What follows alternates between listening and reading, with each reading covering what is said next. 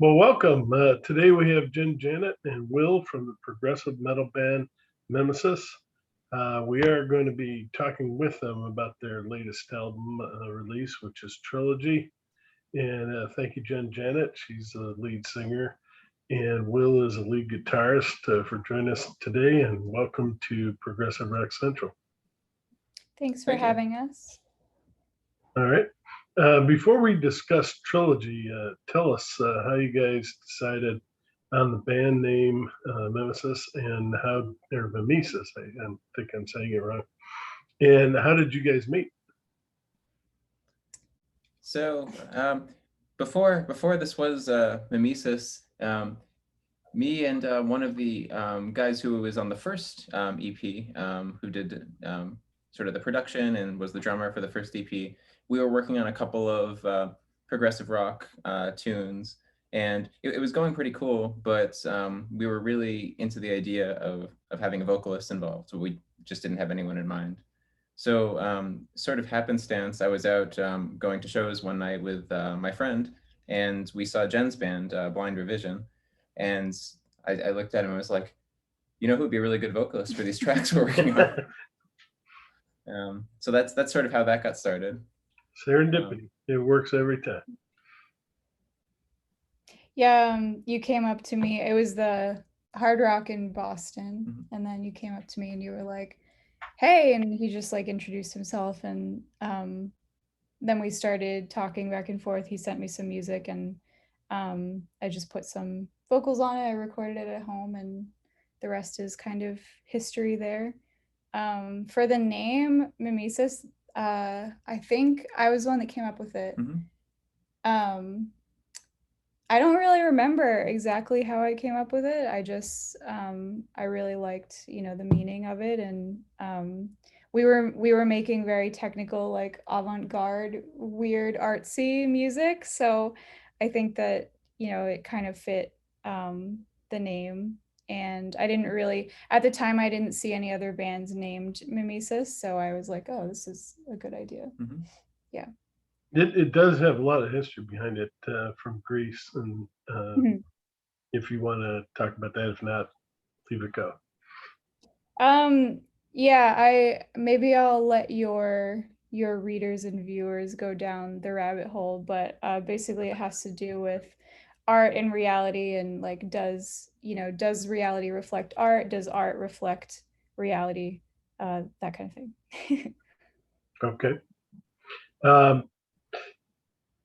You guys are going to release a booklet regarding the story, but can you give us a preview, and do you maybe have a copy of the booklet just to kind of show people, or tell them a little bit about the story behind it?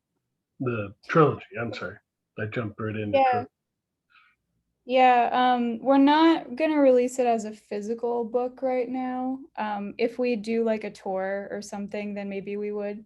But right now I think we're just gonna release it on our website. So it'll be free for everybody that way. So I like that, because then everybody can kind of like read it and know the story if they want to.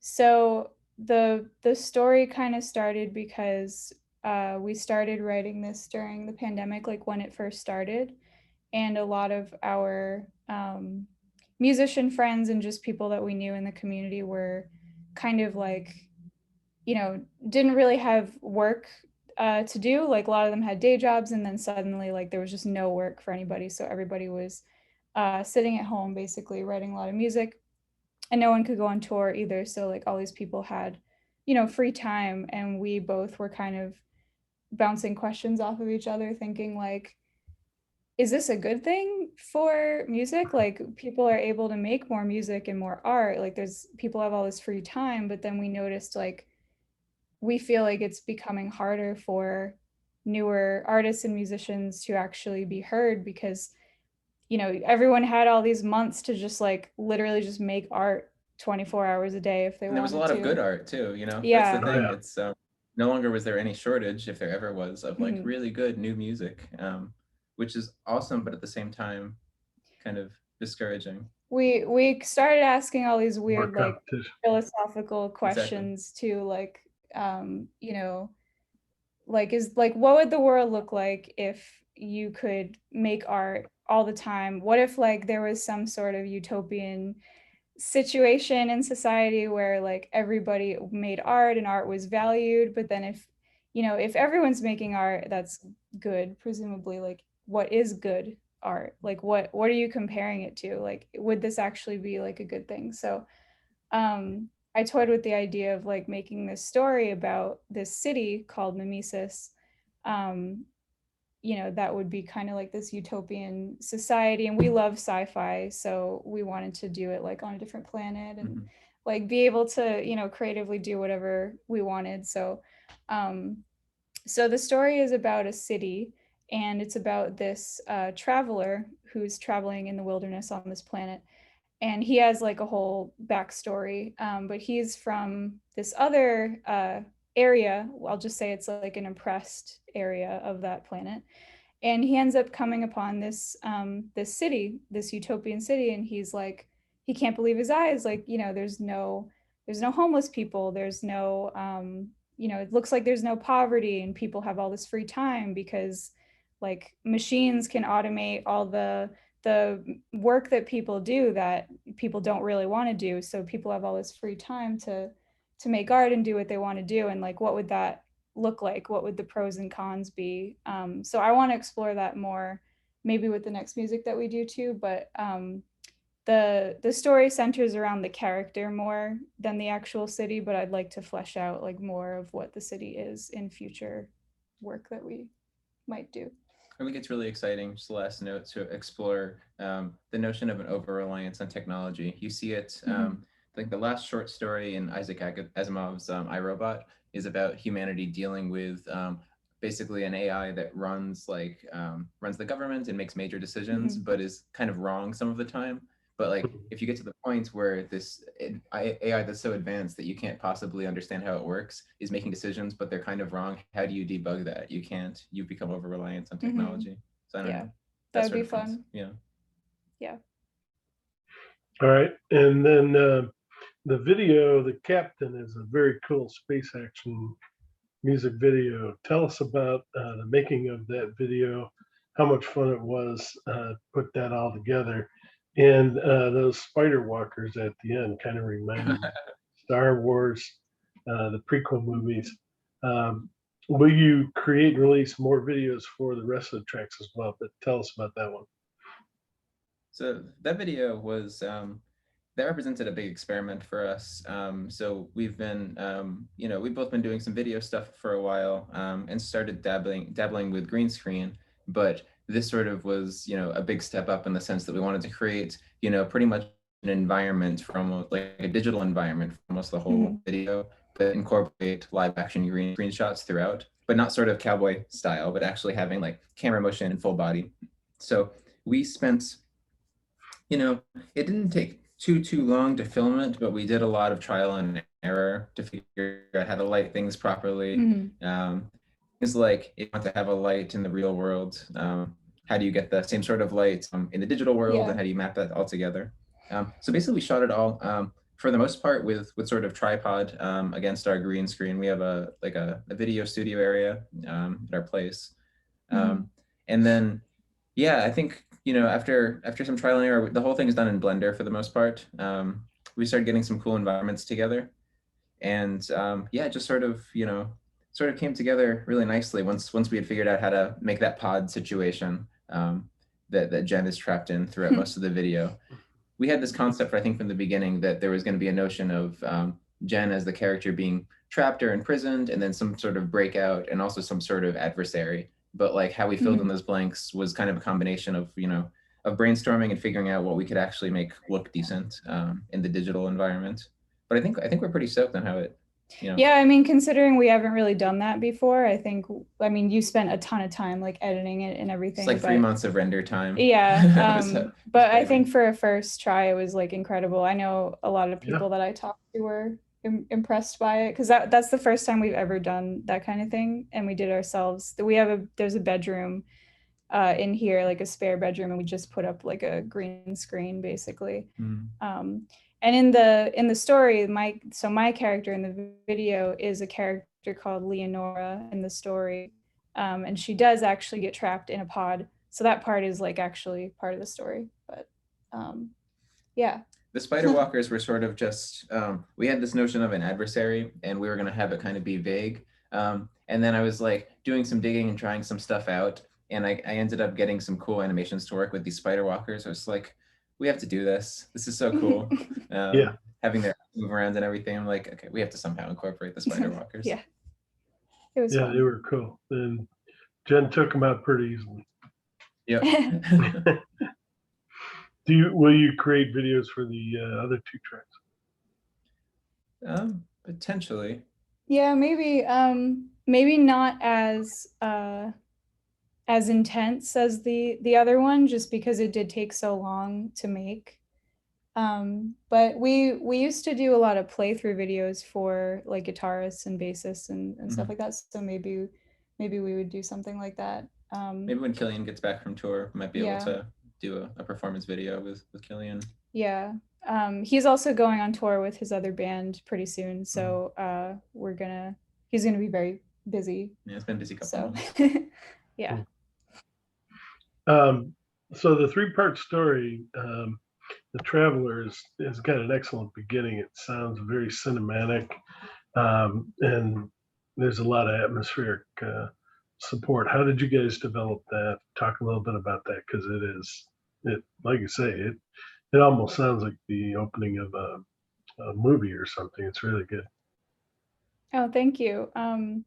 Yeah, that was, I don't know about you, but when we were talking about making more music, I wanted to do more cinematic stuff. I really like movie scores and stuff like that.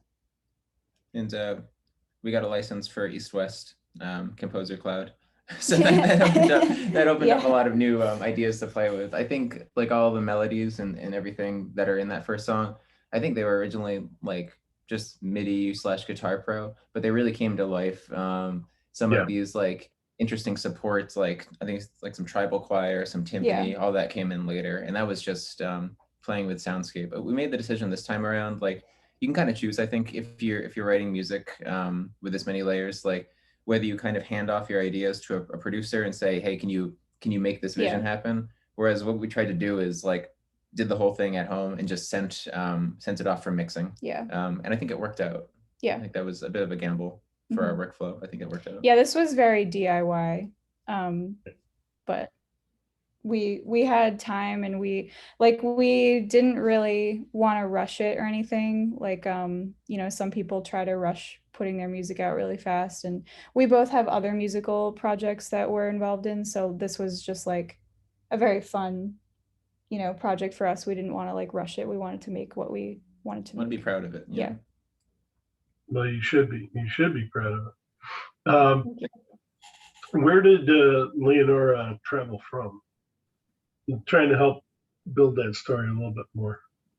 Yeah, so Leonora is actually a character who lives in Mimesis, the city. So she is a painter. She's an artist. So it's set in the future on this distant planet. But art is very important to the people on this planet, and art, music, literature, all that stuff. So there's there's parts where you're at a restaurant and like people are reading the menu, but it's a hologram, like things like that. But there's still literature and art, and she does like watercolor and oil painting, and that's considered like even though that's like a traditional older type of art, she's, a lot of people in the city love that and all that kind of stuff. So so I was able to incorporate like a lot of things like that with her character. But anyway, she ends up finding this traveler who's a man from this other city. And he's from an area that was very like oppressed by their government, and like they didn't really have any connection or communication with the outside world at all. So he has no idea what is going on. Like he sees her and he sees Mimesis, and doesn't really know what to make of it. He can't believe that there's a place like this. So she kind of takes him around to see the city, which is how the reader eventually can see like what the city is all about. And then eventually there's some, I don't want to give anything away, but there's some violent stuff that happens. There's someone who's looking for him, and there's some fighting and conflict, I'll say. I was going to say, how did she get implicated in it? How did she get imprisoned, or Yeah. So there's someone who's looking for him from his previous city where he lived, because he's trying to run away, basically. And not many people have ever ran away before and made it out alive, that sort of thing. So he finds Mimesis, and he doesn't really want to tell Leonora what the situation is, because he doesn't want to put anyone in danger, but he really needs to get away also. And Leonora is very hospitable. Like, everyone in the city culturally is just very hospitable. It's not weird to have people come over your house and stay with you for a while. So I wanted to put that like little culture things in there too, like to show the different culture of the city. But yeah, so he ends up in the city with her for a while, and then someone comes looking for him, and basically, I mean, from the video, you know that Leonora ends up in this pod. So she basically gets kidnapped by this person. And yeah. is that the captain? Yes, the captain is the evil person. Yes. Yeah. Do you want to tell a little bit about him, or? Because he sounds pretty vicious. Yeah. Yeah, he is pretty vicious. He's kind of like a military dictator type of person. He wants more power. I don't want to give away too much, because I want people to read the story when it comes out. So it should be out in a few weeks on the website. But yeah, his character comes in a little bit later, which is why it's the third track on the EP. Okay.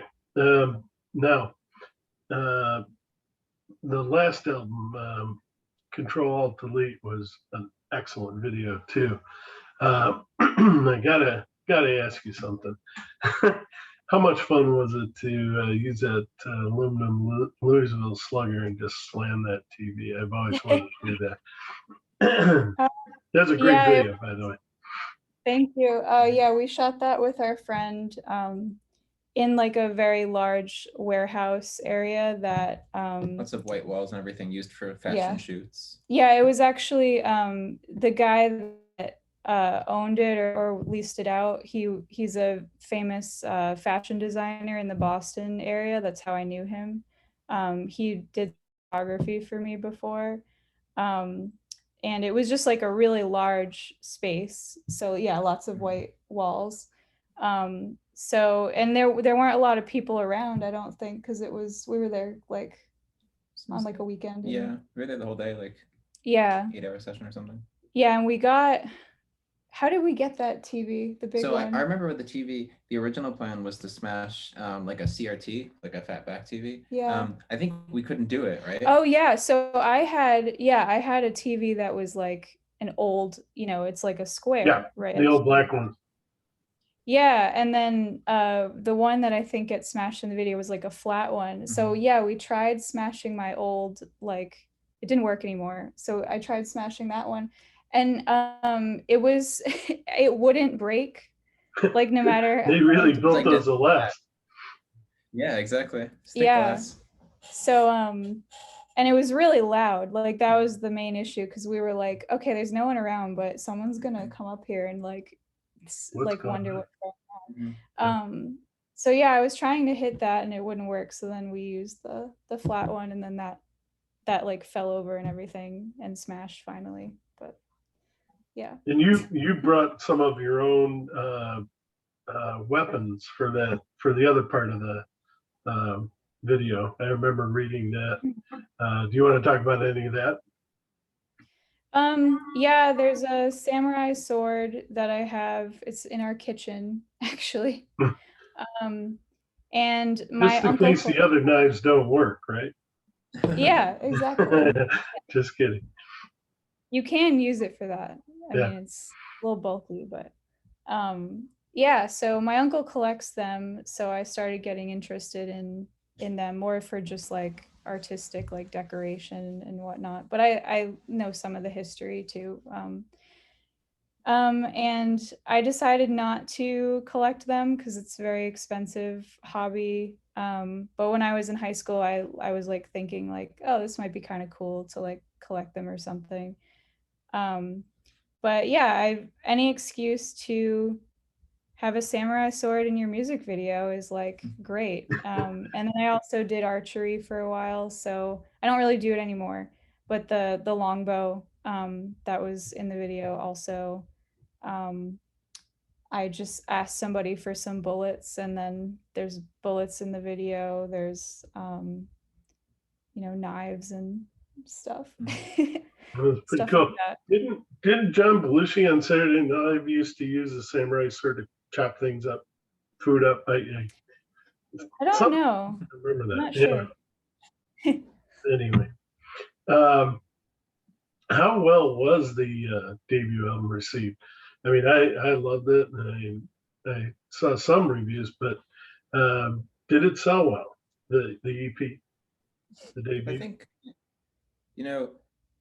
for a first release from a band with no prior, anything, I think, we definitely sold some copies. The music video in particular was really, really well received. There was a combination of life factors around the time that kept us maybe from promoting it as hard as we could have. I think it came out a few months before COVID started. And right around then, we both moved actually across the country. I was finishing up my PhD and I had very little time to do much of anything. Yeah, thank you. So that was it was a rough time, but I think everything we put out is one of those things where like everything we put out, people were pretty stoked on, even though it was a bit avant-garde, experimental. I think we actually did have a plan. We even had some shows booked. We were going to be doing a short tour to support it, which hopefully would have like built up more momentum. And COVID hit, about a month or two before that. Yeah. So that. And Jen, even in the song, deep inside us, I think there's a virus. It's like, wow. Little did we know. Yeah. Yeah, that was I wasn't seeing the future there or anything. No, I know. But I'm just saying it was kind of coincidental. Yeah. So it did well. Good. It deserved it. It really was a great album. It still is. I mean, you guys also talked about doing a film or a video for the song "The Chariot," and you're going to go out to Death Valley. I was like, God, I hope they do that. That would really be cool. Did you do it, and are you going to release it sometime? Well, we did go out to Nevada and film a video.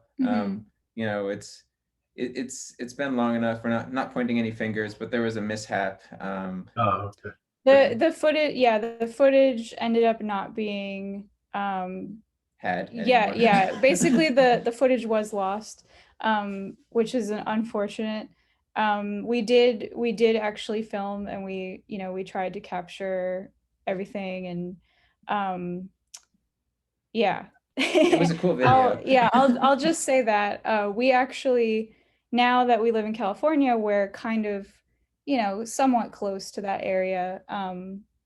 I still have like everything that we brought out there, and like the costumes and things like that, so I would be open to maybe like trying to refilm it someday, but as of now we don't have specific plans to try to do that. We actually do have all the equipment we would need to do it. It's more just like actually doing that, because it would be, I think, like maybe a 9 or 10 hour drive, so we could fly. Yeah, we'd probably fly. It's doable, but we could also do something like that for a new song. Yeah. For next time around. Yeah. All right. And Jen, you definitely have performed with a number of side projects. Would you like to discuss some of those side projects? You mentioned a few of them, but are you working on the follow-up to this, or are you already, and you have a solo career as well. What's next? What are you working on next? And then same thing for Will. Yeah, so my side project is just Jen Janet, the name, stage name Jen Janet. And I am working on something. It's also a 3-track EP. Each song is going to represent the id, ego, and superego in Freudian psychology. Oh, um, that's interesting. yeah, I'm excited about it. It's a little bit less heavy than some of the other music I've put out. It's going to be a little more rock as opposed to like having any metal and influences. It's also not really progressive or technical. It's more just, a little more, I guess you could say, like mainstream or palatable in that way. Um, but yeah, I'm actually shooting the like the cover album cover, if you want to call it that, in a couple of weeks with my friend. She's a great photographer, so I'm gonna head up to her in Sacramento and we're gonna film that. She might film a little bit of video too. Um, but we're gonna do that, and then I don't have plans to release it anytime soon. I don't actually have a release date because I am actually doing some other things career wise. I'm in like some educational programs right now in that side of my life. So I'm trying to balance the day job stuff with the music stuff. So it will be a little while before that's out, but it is going to be out eventually. And then after that, I'm actually writing 6 other songs. Most of them are done. And that is going to be more of a concept surrounding chess pieces. I know that might sound really weird, but No, a lot of it is like in my head game I'm seeing theory, like game theory. uh, not exactly. I'm seeing like a medieval. I want to do some Oh, video. We might actually work together on that, like making some green screen stuff. Mhm. But I'm seeing like a medieval like war battle situation oh, wow. to go to lyrics. So hopefully that happens. Mhm. And you have stuff coming up too. I do. Before he starts, let me just ask you, what's your PhD in? I'm working on one myself in Oh yeah. educational platforms, but go ahead. Oh, that's awesome. So yeah, my degree's in atomic physics. That's what I Oh, do for wow. my um, so yeah, so I work in the field now. Basically, help develop atomic clocks. Oh, cool. Go ahead and tell us about some of the things you're working on. Besides Um, that, that's a lot. yeah. So sort of, I guess what my main project is besides Mimesis is my progressive death metal band, the Beast of Nod, and this project is it's basically it's sort of a sci-fi concept project. There's a whole storyline with protagonists and antagonists and neutral parties. We have a website with like an encyclopedia of all of the different players, and illustrations of them and everything. But we put out a record last year. It was our second full length. That was pretty well received. We had some cool guests on that record. Joe Satriani is probably the most Oh, interesting wow. guest on that record. So that was awesome getting to work with him.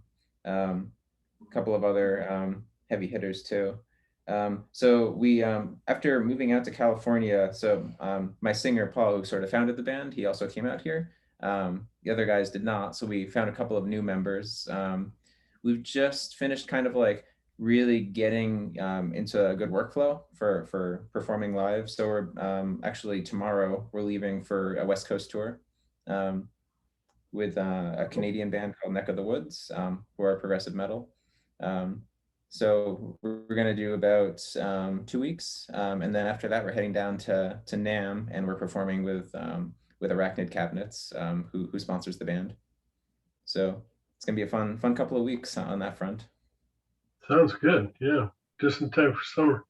Um, Yeah. what's next for Mimesis? Any tour plans yet, or? No immediate tour plans, but we should write something. Yeah, We got some ideas. we've both been kind of busy with other things. But yeah, I definitely want to flesh out the story a little bit more. So I think whatever we write, I'd like to kind of continue like talking about, the fictional city of Mimesis a bit. But yeah, we'll see what happens. All right. Is there anything else that we haven't discussed you guys would like to cover? I just want to shout out to the artist, Bram Hostra, who did our Mhm. cover art. Such a phenomenal artist and very Yeah. underrated. Starting to see them show up on a few more album covers, like more in like the Gent and Prague sphere. But man, they deserve a lot of praise. They're pretty great. Yeah, definitely. All right. Well, hey, thank you, Jen, Janet, and Will, for taking some time with us today to speak to the Progressive Rock Central. We definitely wish you the best in the bright future both of you guys have. You guys are definitely organized and ready. And again, thank you very much for taking the time to talk with us. Yeah, thank you. Thanks for having us. All right. Give me just a second. I'm going to stop that.